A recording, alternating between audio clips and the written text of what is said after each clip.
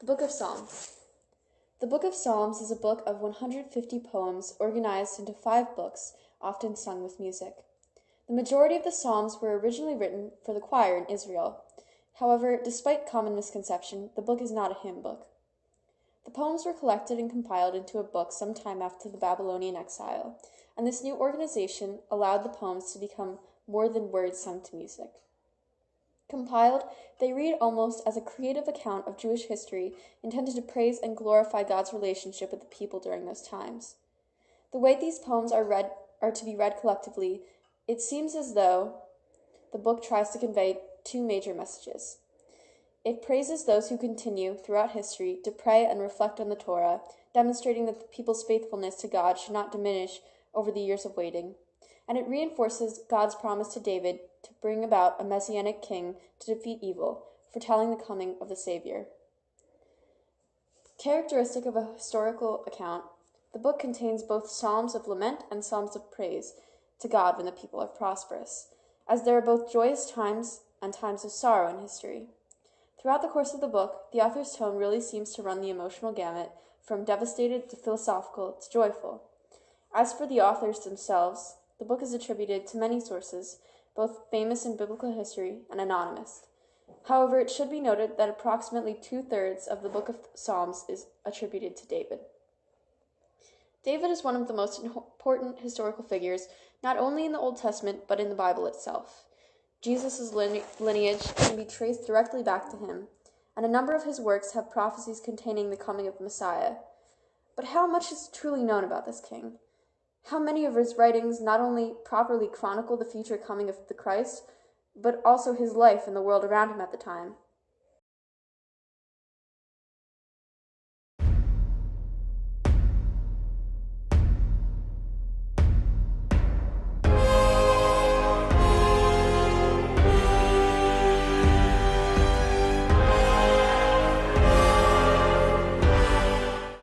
Yes, I mean, Dad was a shepherd, I was a shepherd. We all really like sheep. And then one day, the Fire Nation, the Philistines, they attacked, and that's where everything kind of changed.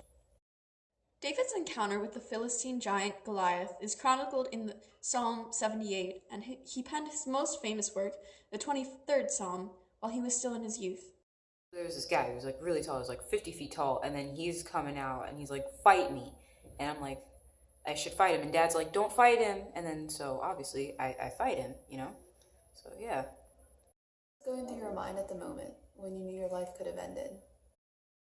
David soon became popular because of his skills with giant slaying, and he was soon chosen by God to be king hereafter. This feeling of joy and sadness at the same time, and this, spirit comes down, and it's like, you need to be the king. I'm like, okay, because when a spirit descends from the heavens and tells you to be king, you obviously become king, so. What about your relationship with King Saul?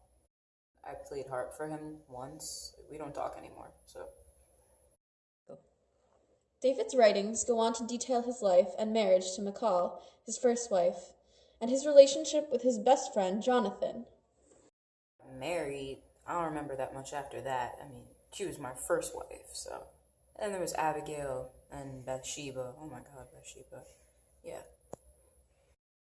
David, now king of Israel, goes on to capture Judah and Jerusalem, and he bears a son, Solomon, to inherit his throne. It's Solomon. I'm like really happy as to like how he's grown up, and he always likes building things and architecture. It makes you really wonder like what he's gonna make when he gets older, you know? You had another son, Absalom. How does he feel about not inheriting the throne?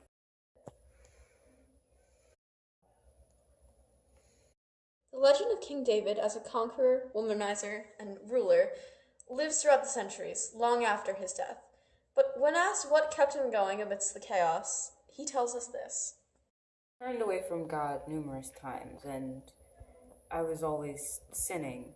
But I was always forgiven. I was always welcomed back into his arms. And I guess that's what kept me going, knowing that I would always be forgiven. Here, so one final question, is that all right? Yeah, sure. Now, we've only been able to recover the names of 7 of your wives. How many did you actually have? No more questions, thank you. That'll be all. There is still so much mystery surrounding this man of God, but only time will tell if it will be revealed to us. through his work or through his songs.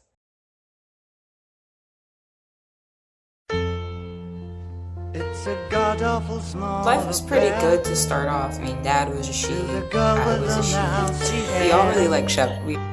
But her mummy is yelling no, and her daddy has told her to go. But her friend is nowhere to be seen. Now she walks through her sunken dream to the seat with the clearest view, and she's hooked to the silver screen. But the film is a sad thing for she's lived it 10 times or more. She could spit in the eyes of fools.